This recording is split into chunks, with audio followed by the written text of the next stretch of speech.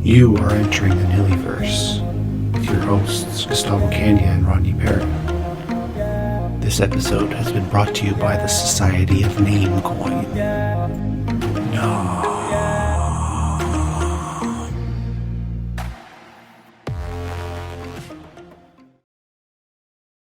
Good morning. Good morning, Gustavo. I see Morning. you got your Army issue on there today. That's right. Ready Yeah, to serve.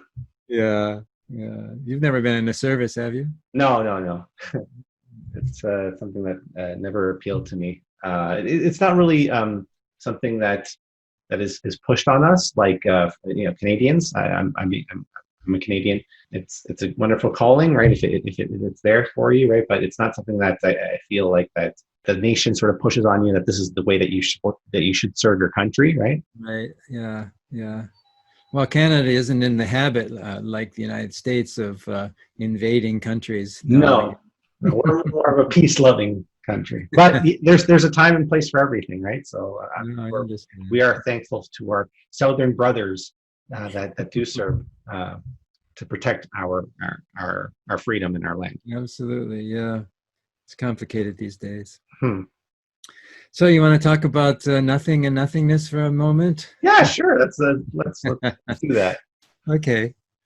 So I find this one a very interesting area, this little subsection of the book. That it's called Faith as a Heuristic. Okay. And we normally don't think of faith as something that helps us solve problems. And a heuristic is any tool that helps us solve a problem. We've talked about heuristics off and on, and we talk about them repeatedly through the book. And in fact, the whole approach to nihilology is that nihilology is in fact a heuristic, a tool that helps us understand nothing. So now we're going to talk a little bit today about how faith can serve as a heuristic. Okay. Now, I think it was one or two sessions ago, we talked about three kinds of knowing. Mm-hmm. And we talked about objective knowing that has when you state objective knowing, it comes out in the form of I understand that, I understand this, or right. I propose, either one, depending on whether you're looking forward or you already have concluded. But faith is a subset of what we call intersubjective knowing, that is knowing that is held by a group. And its form is not I understand that, but I believe in. Mm-hmm. So the declared way, the declared form of faith is I believe in. And it's the in part that's also a kind of an interesting aspect. And I remember in the writing, I had always admired Father Daniel Berrigan. He was a great preacher, a Jesuit priest, but he was also very active in the United States during the 50s, 60s, 70s in very interesting ways. And so Berrigan was asked, what is faith? And he said this: your faith is rarely where your head is and rarely where your heart is. Your faith is where your ass is. And he, of course, everybody laughed, and he was great. He was kind of a rough guy, He always wore turtleneck sweaters. He never wore a priest outfit and so forth. Your faith is where your ass is at, he would say. So, and for us, it's funny, but it also has meaning in that faith involves our mind. We do, in fact, make propositions in our faith. We say that God is great, Allahu Akbar, and we make statements about that sort of thing. And we also have emotion in our faith. We have a warmth, a quality within our faith. And there's also an aspect of will in faith. So faith is something that is complete when it involves our head and our hearts and our stomachs, we could say, as will. And I mentioned that three parts of the body because we return to that aspect of the location of self later in the book. So faith is a kind of intersubjective knowing that involves all those aspects of ourselves. And I like to make up phrases and so forth. So I called faith a psycho-emotive gumption. Mm-hmm. So that's the mind and the emotions as well as the will. Willful actions involved there. So that's one aspect. That's one thing that we say that. So we begin to see that faith is a rich aspect of our lives that involves various components. there's another thing that I wanted to bring up, in that another person I've also really enjoyed, Gordon Allport, wrote some really interesting stuff back in the 50s. He was from Harvard, and anybody who ever did an undergraduate degree in psychology always reads all the Allport books. Anyway, so Allport said this amazing thing. Allport said that as human beings mature, their religion can mature as well. You'd expect it to do. You would expect it to be, right. But yeah, this seems like a foreign concept, right? Like for most people. Well, I find it, yeah, it's true. You don't think of religion, approaching religion as having a maturation to it. Right. And he's very quick to point out that children can be mature in their religion and adults can be childish in their religion. So it's not definitely a parallel thing. Right. I call the childish aspect of religion puerile religion, after the puer. Yes. I hate to call it, in a certain sense, because now puerile, what I call puerile, he calls immature. I don't like the negative aspect of yes, I agree with your word. Puerile religion involves what we often call orthodoxy and orthopraxy. Orthodoxy means you believe the right things. That means you have the right images of God. You believe the right stories of the saints and so forth. And orthopraxy means you do the right things. You go to your temple. You go to your synagogue. You go to your church. You pray in a certain form and so forth. So the early puerile religion involves that sort of level of religion. And what Allport said, he wrote this really amazing book, The Individual and His Religion. You can see this is before gender-free language hit the world. But he held that what happens is that early religion, puerile religion, is a way of overcoming sort of self-centered fears and so forth. And he says, as one matures, religion becomes your faith becomes not a protective mechanism, but a mechanism, a driving motivator to find out more. Right. A basis for understanding more things. So as you become more mature in your religion, your faith guides you into learning more. Mm-hmm. And what's interesting in that is that Allport was, he got into a little trouble with religious organizations oftentimes, because he said mature faith is open. It's the answers that you have in mature faith are not closed, definite answers, but in fact, they are open. And what he is basically doing is he's equating mature faith with doubt, mm-hmm. Motivated doubt. You're motivated by mature faith to find out more. Right. And then he says in a very straight way, mature faith is typified by its heuristic quality. Right. So there we go. We're coming around. Full circle. Faith is a mature faith, not the puerile form, but mature faith is a guide toward understanding more. Right. Not something that restricts you into certain categories of understanding and so forth, but it leads you into more wider understanding. And one thing that's interesting to note, in that I'm not sure, I haven't read Allport since I was in college, so but I don't know that what he pointed out is what needs to be said about that is these things we call, the reason I don't like immature religion and so forth is because as you mature in religion, those what we might call more youthful aspects of religion maintain their importance. It's still important what images you have of God. It's still important what practices you yes. It's still important what how icons appeal to you and help and so forth. So it's in that it becomes expansive rather than exclusive. Yes. So anyway, that's important later when we talk about the pops, who are very. We'll talk about that a little exclusive. bit. They like to exclude things. They like to exclude possibilities. That's right. Yes. So one of the things that we talked about in the book is, because our culture today is dominated by a scientific worldview, the predominant form of looking at faith is that you understand first, and then that will create a faith in you, a kind of a rational basis for faith. But what we've been talking about is that, no, that's not true. Faith can serve as a basis from which understanding grows. And of course, we come back to our favorite friend, Anselm of Canterbury, who says, I believe in order that I can understand. I don't understand in order that I can believe. I don't understand why I just said I don't understand again, but we keep coming back to Anselm. Anselm must have been quite a guy. So anyway. One of the things that we want to say and critique and it's advising popularizers of science is that a religious faith may in fact be a basis for further scientific understanding on your part. And it may in fact be a rational step for you to have faith rather than some sort of poo-pooed notion that many popularizers talk about. Right. So anyway, with that, I thought maybe we could go into Hops on Pops and see what have we got there today. Well, what we have here is our favorite pop, Lawrence Krauss, poo-pooing a teenager's sort of belief or dismissing, right, his faith as irrelevant, right? So let's go right to that here.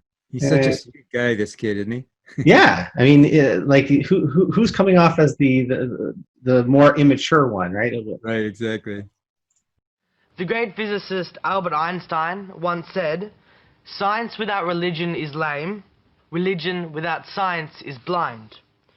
Do you believe there is a place in this world where both science and religion can be compatible and work side by side? And that's Keenan Fitzsimon's, apologies. Go ahead. Well, it's a good question. First of all, I applaud your interest in that area, and I encourage you to continue it independent of your beliefs, because the great thing about science is that the black holes exist or not, whether or not you believe in God. That's the wonderful thing about science. God's kind of irrelevant. Your beliefs don't really matter. And that's why there are scientists of all sorts, some who are devout Catholics, some who a great many who don't believe. I think when you say, can science and religion be compatible, it's a complex question, because religion is a very diffuse thing. When people often take that remark of Einstein's, Einstein also said that the God of organized religion is a fairy tale, is a myth, is silly, and people should give it up like they did Santa Claus. I mean, so his view of religion was was sort of a Spinozan kind of religion, where the notion that there's order in the universe and we should revere that order in the universe. He never believed in a creator that had any personal interest in anyone. So when you talk about religion, you have to be more careful. The vague notion that the universe is amazing and maybe somehow that gives you meaning, that's not incompatible with science. What is incompatible with science is the doctrines of all the world's organized religions. Those are incompatible with science. Can I just ask you a quick question? Would you take the view that science has not proven that God doesn't exist? It could never prove. And that God is... Science can never disprove God. Because, you know, I could say that God created us here 12 seconds ago. How could I disprove that? With the memories of the wonderful discussion that we just had, you know, because it was God's kind of sadistic. Believe me, it'll be on tape somewhere. We've seen that before. And so I could never disprove that. So science can never disprove the notion of God. But the really interesting question is that we make it seem as if science, this question of God is important to science. It's irrelevant. Most scientists don't even think about God enough to know if they're atheists. When you go in the laboratory, you're working in the laboratory, and when devoutly Christian or Jewish or whatever, and I have many friends who are deeply religious, when they go in the laboratory, God goes out the window. So your religious beliefs should be separate from your interest in science. But it is disingenuous, and although it offends people, it's disingenuous to argue that the doctrines of the world's organized religions are consistent with science, because they're not. All right. Ali, what do you think about that? Okay, we can pause right there. Okay. So let me first sort of speak to what you just said about, like, you see that Krauss here is really just attacking puerile religion. Let's say at best, right? He's trying to attack puerile religion, which is, to what I understand, based on what you said here, not so much about what you believe. So the puerile religion is more about like what you believe, right? Whereas the mature religion should be about how to believe, right? Right. So you know, he references sort of like he not contradicts, but gives a counterexample to what, like, Einstein, he believes, right, actually believed, right? He talks about the Spinozan God, right? The Spinozan God, just so that the audience knows, is a deistic God, right? A creator God. But Lawrence Krauss kind of just sort of sweeps that under the rug. Just wants to sort of say it's more order, not God. It's more order. But yet Spinoza, just like Einstein, certainly clearly state that they believe in a creator God at the very least. Okay, right. So but Lawrence Krauss knows that, but just doesn't want to sort of share that with the audience that he's sort of in front of at that moment, right. Because that doesn't help his argument along, right? But he does say, right, that a little further along in the clip, that the universe is amazing, right? And that amazing itself is not incompatible with science. But I push Krauss and others like him to rationalize that feeling of awe, right? To use scientific language, to normalize it, so that it doesn't crash your so that it doesn't crash your theories with undefined results. Undefined is infinite results, right? Right. But how do you come to normalize that idea, right? How does that idea sort of enter into your mind as a reasonable thing to think about, you Krauss, right? How do you rationalize that awe? If you have some other way of determining what's rational and what's not. That's right. Exactly. Right? Right. He also says in a couple of instances in the clip that God is irrelevant, right, and that your beliefs don't matter, right? To remember, to a great to a 13-year-old kid, right? And what he means, right, is not simply that they don't matter with respect to objective reality, which, though harsh, you could say is true, right? Because black holes exist, like he says, whether you believe it or not. But that's not what is implied by what he. What he implies is that not only black holes exist, whether you believe it or not, but they don't matter. Period. What you believe does not matter. Period. Doesn't matter. Right. That's right. And that is the hubris that we want to sort of expose, right? That's right. How can you justify that claim, right? Right. He also correctly points out that many devout Catholics, right, are scientists, but doesn't answer how they do both science and religion, right? And don't see those two as being fundamentally incompatible, right? That's right. Exactly. Right. If we had Krauss in front of us, he'd probably say something patronizing, right? Like they wall themselves off, right, from the inconsistency, right, of between the two, right? That's right. But isn't there a more reasonable explanation, right? That theirs is a mature religion, right, as we put it, and what he's trying to do is attack maybe puerile religion. Exactly. That's right. I've always been kind of fascinated with that. They attack what we call puerile religion with the most sophisticated of physics. Right.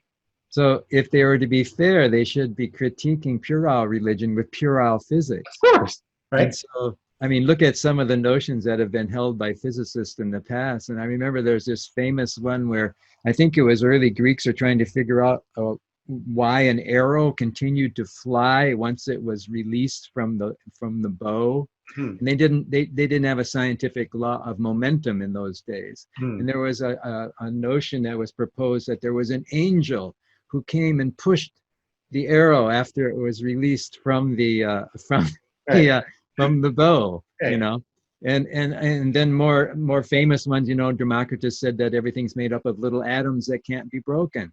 Well, take that level of physics and critique puerile religion and see what happens, Right. And I thought that was, so it's in a certain sense, even if what he's saying is true, it's unfair. It's a completely unfair critique, and I often want to ask these physicists about the angel pushing the arrow. Sure, exactly, yeah. Anyway, that's just a thought I've had many times. Yeah, and arguing against like a big old man with in the clouds, right, with a big beard and like throwing lightning bolts and such, like Right. That's the kind of religion that you want to attack and fight. I mean, there's a thing for this. It's called straw man, right? Straw manning your opponent.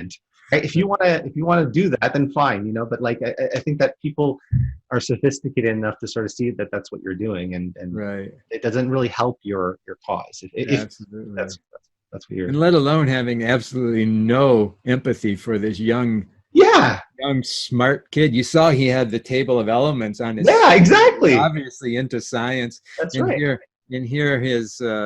he's saying, well, I sort of believe in God and I sort of believe in the elements. How can I do that? And Krauss doesn't help him one bit solve his problem. No. Well, I mean, I think somebody needs to help Krauss with that problem. Right? Yeah. So maybe this kid could help him. Who knows? That would be interesting to see what the boy said next. Yeah. Because he was so hurt, he didn't say anything. So right. I felt bad for the boy. I mean, this section was a short one, and we kind of refer to two theologians, right? Gaskell and Kuipers, and Gaskell, right, in his article on approach reflections on God's discovery, on the God discovery, he advises people to suspend a rejection, right, of transcendental reality. That's right. And he says that this threshold acceptance that there really is something much more than the mechanical level of explanation constitutes a heuristic mindset. That's right. And Kuipers in Critical Faith continues that faith is like an obsession with a problem known to be insoluble, which yet follows against reason, unswervingly, the heuristic command, look at the unknown. That's right. I mean, we've devoted a couple of episodes already to how images have served as heuristics in the history of scientific discovery. Our research reveals that many scientists found their way to insight using heuristics and not involving words or even thoughts, right? Right, exactly. I have a treat for you today. You do? I have a treat for you. Okay. The treat is this. So I don't know if you know this. I made a film back in 2005, 2006. It was called Our Film, and I wanted to pull a clip from that film out to sort of explain, I guess this point of faith as your heuristic, right? How it can be a guiding force towards some truth, right? So yes, the audio is not great. Remember, this is 2005, so bear with me. But hopefully you can hear what's going on. But more important than the audio are the visuals that I put to okay. Right. And so I think that the point will be made whether you can hear the audio or not. As time goes on, we will see larger and larger discrepancies between our theories, our contemporary theories, and how we see the world. Okay, so in 100 years from now, Einstein's theory of relativity is going to be relative. It's going to be relative to a certain domain. All theories are relative to a certain time period, just like these waves. These waves exist, their amplitudes exist, their strength, their intensity exists for a certain time and slowly dies out.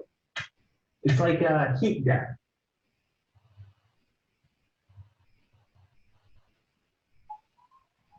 The environment of space and time and matter, of light and color and concrete things, which seem so vividly real to us, is probed deeply by every device of physical science, and at the bottom, we reach symbols.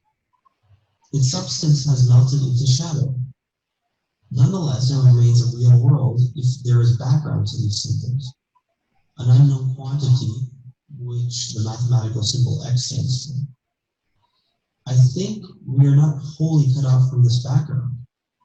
It is to this background that our own personality and consciousness belong.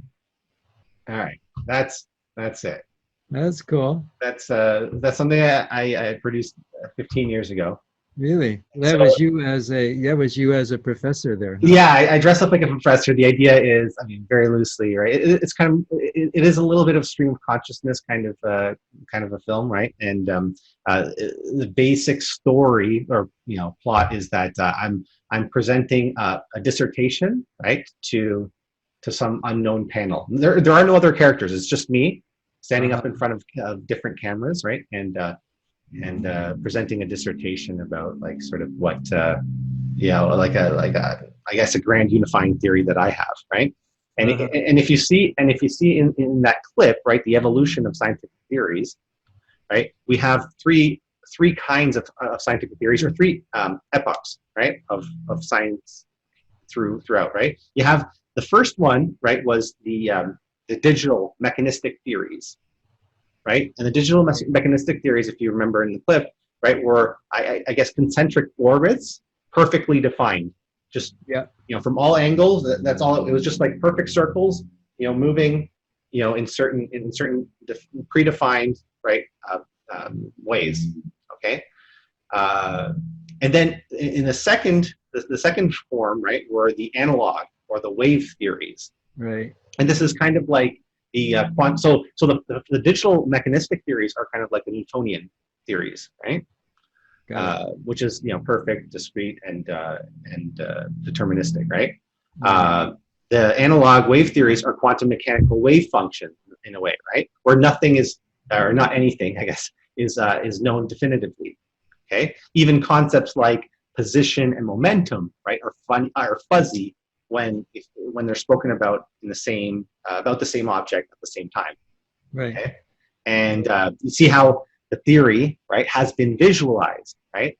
The curves are in a sense static, okay, but the way that the light hits off the surface gives the appearance of something dynamic.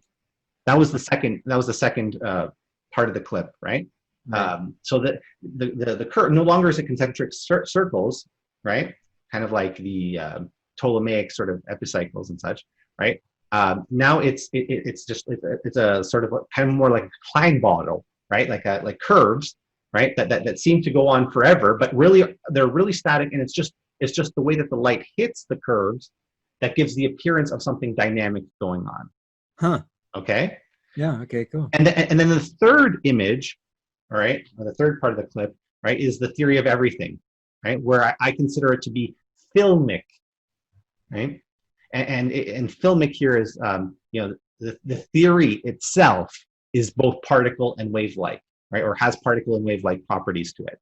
So now you see that here, why it's relevant to this section, right? Is because now we're moving beyond just like sort of describing our science, right, or phenomena, right? In using sort of heuristics to describe phenomena. Now what we're doing is we're using heuristics to help us with our theories about those phenomena, right? To help understand how to get from where we are today to maybe something like a theory of everything. Right. There's some sort of faith to that, jumping towards a theory of everything, which seems like, pretty awesome, right? Indeed, Yeah. right? It's for a scientist, that is like in fact what finding God would be like, right? So I mean, I can articulate the chaoptic. Remember the chaoptic, right? Between image capture and how we experience the world in another episode. It's that's pretty much what our film is about. It's that chaoptic, right, or that extended metaphor between image capture, the way you capture images, and the way that we experience the world. Huh. Right? But let's leave that. Let's see those points of correspondence for another episode, right? Yeah. What I really wanted to sort of focus on, right, is that though I don't have it perfectly figured out what the final form of a theory of everything will take, Yes. I have a feeling, right, that there's a correspondence between it, right, and film capture. I gotcha. Film capture, and more specifically in how the physics of film capture differs from digital and analog capture. Okay, something, it's weird, right? But I've got a feeling that there's something about the difference between film capture versus digital and analog capture, and the difference between what a theory of everything would look like and what the theories that we currently have are, right? Like the Newtonian and relativistic, or Newtonian and quantum mechanical ideas. Right. So that there's a way that by employing the chaoptic, right? This chaoptic of film versus digital and analog, right? Right. theory of everything versus the relativistic and Newtonian sort of worldviews, right? So by understanding the first part of it, right, by understanding the difference between film capture and analog and digital, we can maybe maybe we can have a hint about like the theory of everything and what it should look like, because it would have filmic properties to it. Right. Yeah. Okay. Well, yeah. And that's a good chaotic definition you just did. Yeah, there you go. Yeah, the feeling is then satisfied by producing the images that you saw in the clip. Right. The form of a form ebbing and flowing, like a theory, in a way, right? What comes to mind as I produced that image, right, is like a theory that considers its own relativization. Yeah. Right? Because remember in the beginning of the clip, I talked about like sort of that theories will experience like a heat death in a way, right? The theory of relativity will be relative. Right? I'm just being playful because Einstein didn't mean relative in this way, but will be relative to a certain time or to a certain domain. Okay, so that the theory of everything applies here, but not there. Right? In the future, we'll see that that's the case. We'll see where the theory of relativity doesn't apply. We'll see in the future. Science will discover in the future where the theory of relativity doesn't apply.